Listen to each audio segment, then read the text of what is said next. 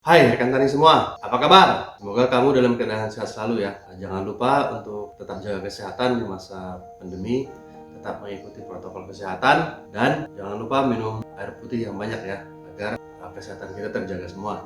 Nah, kali ini saya akan menceritakan bagaimana untuk membedakan antara madu yang asli atau murni dengan madu yang tidak asli, ataupun madunya adalah madu campuran seperti itu. Nah, di sini kita ada tersedia 3 bahan. Ini ada 3 jenis madu, tapi apa yang membedakannya? Kita mempunyai stok madu di sini yang benar-benar madunya adalah murni. Jadi madu yang murni ini madu yang kita beli, ini juga dibeli dari tempat yang berbeda-beda. Yang akan kita ceritakan adalah bagaimana menguji kemurnian madu yang kita miliki. Kenapa kita mengatakan berani menjamin bahwa madu ini adalah madu yang murni? Karena madu ini kita panen sendiri, disaksikan oleh saya sendiri, dan dibuat oleh kita sendiri. Kita akan ceritakan ada 8 tips yang akan kita uji, yang akan kita lakukan untuk buktikan bahwa madu-madu ini adalah madu yang murni. Apakah hanya 8 tips? Sebenarnya masih ada banyak tips yang lain, tapi tips yang 8 ini adalah yang lazim dan mudah untuk dilakukan. Untuk benar-benar mengetahui kadar kemurniannya itu dengan menggunakan fasilitas lab, laboratorium ya. Tidak mudah untuk menjangkau laboratorium dan juga dengan biaya yang lumayan. Apalagi untuk pengurusan individu itu agak cukup sulit dilakukan. Itu kenapa kita membagikan bagaimana tips ketika rekan-rekan semua menemukan madu dan ingin untuk melihat kemurniannya. 8 tips ini adalah yang lazim digunakan, mudah dilakukan dengan alat-alat yang cukup sederhana. Nah, tips yang pertama adalah dengan menggunakan uji telur. Jadi di sini kita sudah menyiapkan madu ini, sudah kita berikan nomor. Ini adalah nomor 1, nomor sebelumnya nomor 1, ini adalah nomor 2, yang kita punya adalah nomor 3. Nah, di sini juga kita menyiapkan ada gelas 3. Bagaimana cara pembuktian? Yang pertama adalah dengan tes kuning telur. Telur yang kita gunakan adalah telur ayam kampung. Kenapa ayam kampung? Karena biasanya telur ayam kampung yang kuningnya dikonsumsi dengan mentah ya. Kita akan pecahkan telurnya dan kita akan ambil hanya kuningnya saja ya.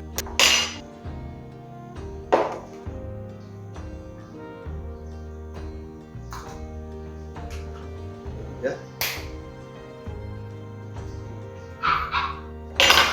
Oke, jadi kita sudah mempunyai 3 gelas ya. Kita mempunyai 3 gelas kuning telur. Masing-masing akan kita berikan madu 3 sendok ya.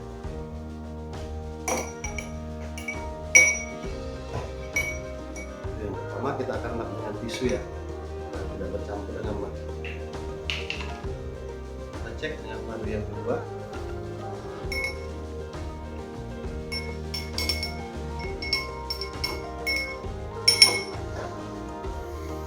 Ini adalah kemasan yang ketiga.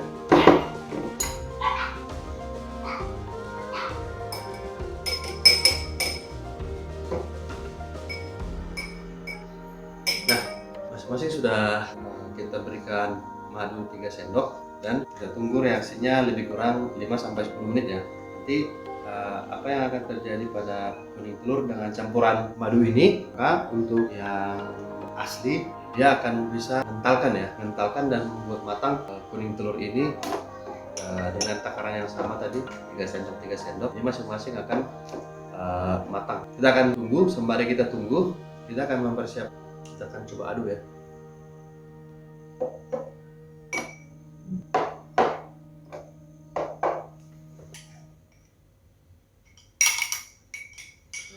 Nah, setelah 10 menit kemudian kita akan cek. Ini madu yang pertama. Nah, ini campuran kuning dengan madunya itu tidak menyatu, terpisah. Ini benar-benar kaget ya, kenapa tidak menyatu seperti itu ya. Tapi apakah telurnya matang? Ini sih kelihatannya telurnya mengental. Itu pembuktian dari madu yang pertama ya. Lalu kita lihat dari madu yang kedua.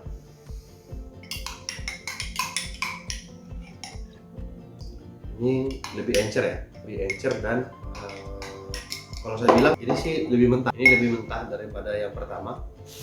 Dan yang ketiga, untuk yang madu yang punya kita sendiri, madu murni, lihat dia seperti setengah matang ya, mengental dan matang bulat gitu. Nah, karena ini benar-benar madu murni, saya nekat untuk mencicipinya dulu. Dari 3 tes yang kita lakukan, kelihatan bahwa hasil dari madu murni yang kita gunakan, kuning telurnya hampir bulat, utuh seperti telur setengah matang. Ini mengental, tetapi aneh, madunya tidak berbaur dengan telurnya, terpisah. Dan yang di tengah-tengah ini ya hancur, benar-benar encer. Itu tes yang pertama. Kita berpatokan kepada madu murni yang kita punya. Tes dengan menggunakan telur ayam kampung yang kita siapkan tadi, dengan membuang putihnya, kuning telurnya mengental, percis matang seperti telur setengah matang, mengeras, utuh, dan berbaur dengan madunya. Itu adalah pembuktian yang pertama. Oke, kita akan melakukan tes yang kedua. Tadi yang pertama kita sudah menggunakan dengan pembuktian kuning telur di dalam gelas. Saat ini kita akan melakukan pembuktian dengan menggunakan kertas tisu. Kenapa kertas tisu? Karena kertas tisu adalah belum mengalami daur ulang, dan kertas tisu ini menyerap cairan ataupun air ya. Jadi kita akan melihat, kita akan tutup permukaan gelas ini dengan masing-masing tisu.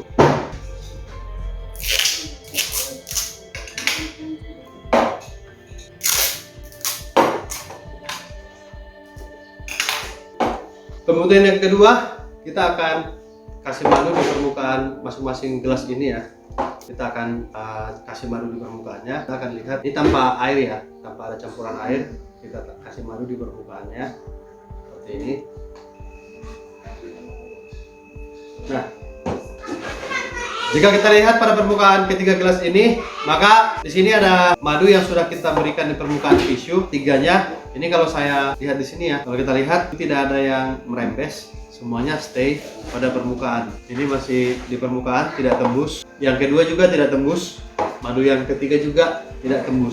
Nah, sekarang kita akan buktikan sampai di sini apakah madu-madu ini sudah asli. Di satu tahapan sudah benar, tapi kita akan tes dengan memberikan tetesan air. Nah, ini kita berikan 2 tetes air pada masing-masing permukaannya. Ini kita berikan tetesan air. Apa yang akan kita lihat dari sini? Seharusnya dengan memberikan tetesan air, maka madu-madu ini akan tembus ke bawah permukaan tisu. Nah, kita akan melihat akan seperti apa reaksinya setelah kita kasih air. Madu yang pertama itu masih tetap pada permukaannya, belum tembus. Madu yang kedua juga sama, tetap pada permukaannya. Madu kita yang ketiga juga masih sama, tetap pada permukaannya. Kita akan tunggu 5-10 menit kemudian apa yang terjadi, atau kita akan tambah lagi airnya. Kita kasih setengah sendok makan masing-masing ya, apa yang terjadi. Setelah 5 menit kemudian, perubahan yang terjadi seperti apa? Madu yang pertama itu semua madunya masih tetap pada permukaannya, tidak hilang, masih mengental. Madu yang kedua juga sama, juga sudah mulai larut ya, sudah mulai larut. Dan madu pada kemasan yang ketiga kalau kita lihat itu tinggal sudah tembus menyatu dengan permukaan tisu. Madunya kemana ya? Hilang ya. Nah, ternyata setelah kita berikan tambahan tetesan air, maka tadi kandungan madu ini dia akan menyatu atau tembus dengan tisunya ketika ditambahi air. Tadi kalau di awal masih sama-sama murni, dia akan tetap di permukaan. Begitu kita tambahkan air, maka dia akan menyatu dengan tisunya. Semua permukaan tisunya akan larut. Kalau ini tetap utuh ya. Ini juga madunya tidak berbaur dengan tisu. Madu yang ketiga itu berbaur dengan tisu. Jadi kesimpulan yang bisa saya ambil ya, ketika dikasih air, maka dia akan berbaur dengan tisu. Tapi kalau sama-sama murni tadi, maka semuanya sama-sama masih stay di permukaan. Nah, itu yang bisa kita ceritakan kemudian dengan menggunakan tisu. Lalu berikutnya, yang ketiga, kita akan melakukan pembuktian dengan madu di dalam piring ya, dalam permukaan piring. Sudah kita berikan yang pertama, madu yang kedua, dan ini untuk yang ketiga. Lalu masing-masing akan kita berikan air putih ya. Saya akan siram masing-masing 2 sendok makan ke permukaan madu. Lalu saya aduk dengan masing-masing 5 putaran.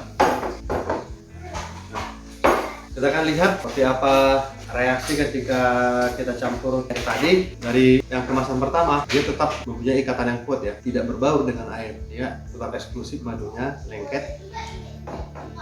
Lalu madu yang ketiga seperti apa? Dia berbaur, perlahan-lahan larut dan menyatu dengan air putihnya. Madu yang kedua ini terlupakan, dia tetap sama, terpisah antara madu dengan airnya. Pembuktian apa yang bisa kita lihat dari yang nomor 1, 2, dan 3 dari pembuktian madu ini? Maka yang saya simpulkan, tetap saya mengacu kepada madu murni. Madu yang murni maka dia akan menyebar, perlahan-lahan akan larut dan menyebar dengan air yang sudah kita tambahkan. Nah, itu adalah pembuktian dengan menggunakan metode pengetesan madu dengan permukaan yang datar dengan memberikan campuran air. Maka untuk madu yang murni yang kita miliki itu berbaur dan menyatu dengan air. Pembuktian berikutnya adalah dengan melihat kemasan botol. Nah, kalau kita lihat di sini, yang pertama apa yang mau kita cek adalah ketika kita merengkan botolnya, itu di permukaan dasarnya itu tidak ada cairan ataupun endapan yang menyerupai kristal ataupun cairan tertentu. Ini tidak ada ya. Kemudian kalau yang kedua, nah ini mengendap, ya mengendap ada cairan di bawahnya. Apa cairannya atau endapannya ini apa? Tidak tahu, tapi dia menyerupai kristal. Dan untuk madu kita satu lagi yang madu murni yang kita gunakan, kita akan cek seperti apa juga, tidak ada ya. Juga yang kemasan jerigennya kalau kita lihat juga tidak ada endapan. Itu adalah tes yang keempat. Dan yang kelima, kita menggunakan tes dengan memakai plastik lilin ini. Kita akan isi madu ke dalam plastik ini, masing-masing saya akan ke sini dan akan kita simpan selama 6 jam. Kita taruh di freezer dengan tempat pembekuan. Kita akan lihat nanti dengan waktu yang sama kita masukkan, maka kita akan cek seperti apa hasil dari freezer tersebut. Sebelumnya kita akan nomori untuk nanti memastikan agar tidak tertukar ya. Nah ini saya buat nomor 1, ini nomor 2, dan ini nomor 3. Semuanya sudah nomorin. Ini di plastiknya juga saya kasih nomor ya. Ini nomor 1, nomor 2, dan ini adalah nomor 3. Jadi sudah saya nomori, lalu kita akan simpan masing-masing, akan kita masukkan ke dalam plastiknya masing-masing.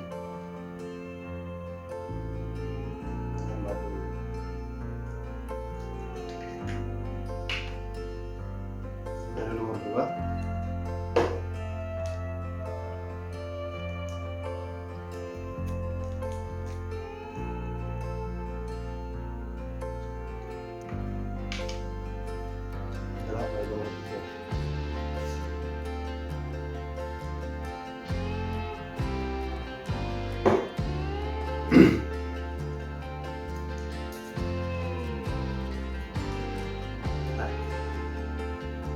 Ketika sampel madu ini akan kita simpan dan kita akan masukkan ke freezer.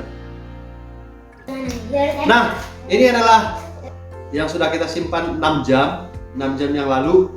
Nah, kita akan lihat satu-satu seperti yang kita nomor sebelumnya. Ini adalah kertas nomor 1. Apa yang terjadi pada kertas nomor 1? Beku, tidak tumpah. Beku, tidak tumpah, masih agak lembek, ya agak lembek, tapi beku, nggak tumpah. Nah, kemudian bagaimana dengan yang nomor 2? Plastik yang nomor 2 maksudnya. Nah, dia juga mengental, ini tidak tumpah, tetap mempertahankan bentuk aslinya. Dan bagaimana dengan yang nomor 3? Ini adalah kertas nomor 3, plastik nomor 3. Kalau kita lihat, maka plastik nomor 3 dia encer, dia langsung tumpah. Dia tidak membeku, tidak mengental. Ini benar-benar lembut, tidak mengental, bercampur semuanya. Apa yang bisa saya simpulkan dari sini? Jadi yang keras nomor 3 yang kita berikan nomor adalah madu murni. Madu murni tidak membeku di dalam freezer. Buktikan sendiri 6 jam, mungkin 3 jam juga sudah kalau besar kulkasnya, freezernya dasetnya. Ini sebelum tidur tadi malam saya simpan dan setelah 6 jam kemudian dia tetap cair. Sementara teman-temannya, kemasan yang lain ini tetap membeku, beneran beku. Silahkan Anda tes, buktikan. Kita hanya berbagi. Tapi kalau dia madu murni, seperti yang saya bilang tadi, dia tidak membeku di dalam plastik, di dalam freezer. Tes keempat adalah dengan menyimpan madu di ruangan terbuka, maka madunya tidak membeku. Ini masing-masing yang kita punya di sini tidak ada yang membeku ya. Semua cair dengan suhu ruangan. Ini harusnya sih dengan suhu 40 derajat Celcius itu tidak membeku. Jadi itu adalah salah satu tes di kemasannya tidak membeku. Lalu yang kelima, kita akan melihat apakah di bawah permukaannya ada kumparan kristal ataupun pembekuan.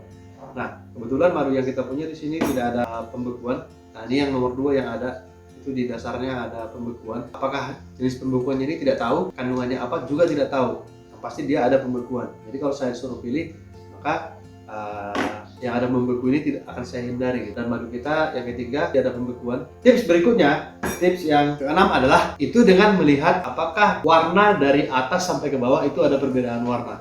Nah, kalau kita lihat tips berikutnya yang keenam, maka untuk warnanya madu ini dari atas sampai ke bawah warnanya sama, tidak ada dua warna ya. Misalnya di atas agak coklat, di bawah itu kuning, atau sebaliknya di atas putih, di bawahnya ada kecoklat-coklatan seperti itu. Ini satu warna, juga sama dengan madu yang ini juga, dia satu warna, lebih hitam ya, dari atas ke bawah dia kelihatannya hitam. Nah, itu tips yang keenam.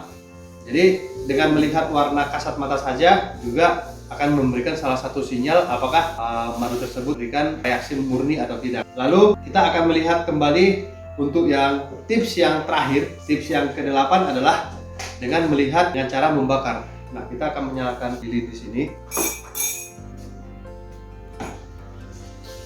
Kita kasih madu di permukaannya, lalu kita bakar. Kita akan lihat reaksinya seperti apa ya. Nanti untuk reaksi yang akan muncul di permukaan dari madu yang dibakar di permukaan ini, dia akan menimbulkan gelembung-gelembung udara, dan kalau kita jauhkan dari api dia akan hilang kembali. Nah, ini kalau kita lihat, saya akan kasih tunjuk ya. Ini terjadi gelembung-gelembung di permukaan lilinnya seperti ini. Nah, ada gelembung, dan kita akan tes, kita akan tumpahkan ke lilinnya seperti apa. Lilinnya mati dan mengeluarkan bunyi ces gitu ya. Nah, itu salah satu pembuktian. Oke, kita akan tes madu yang murni seperti apa.